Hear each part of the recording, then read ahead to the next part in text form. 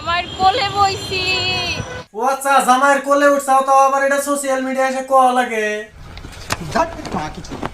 কারণ আমি ওই যে একটা কথা বলছিলাম না, যে আমি আমার জামাইয়ের কোল ছাড়া কোনানে যাইতে পারি না।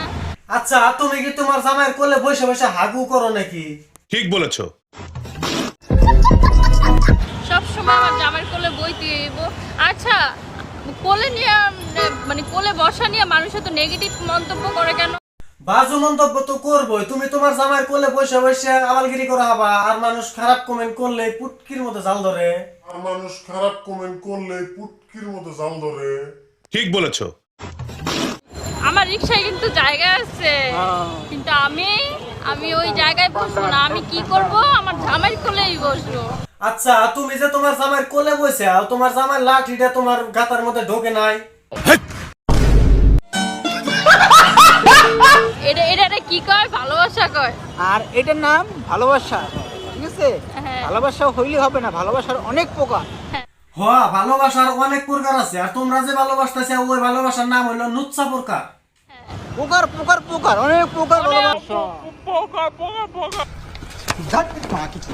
আচ্ছা, কিছুদিন ধরে দেখতেছি তুমি সাকিব খানের লাঠির জন্য তুলপার লাগাই দিছো, ওইটা তাহলে কোন ধান্দা? আর সবই হচ্ছে যে মুতার জায়গায় গুতা দেওয়ার ধান্দা, আর কিছু না। ও আচ্ছা, তাহলে এখন কি তোমার জামাইয়ের লাঠি কাম করে না? ঠিক বলেছো।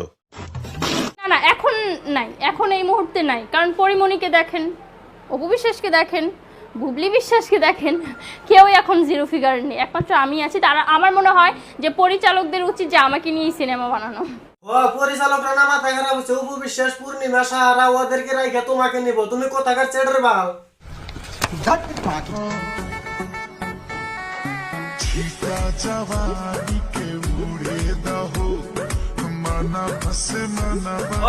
ভালো করে প্র্যাকটিস করো। সাকিব খানের সাথে নাচতে গেলে কিন্তু পাছায় পানি থাকবে না। মানে না মানে ওই আর কি একই।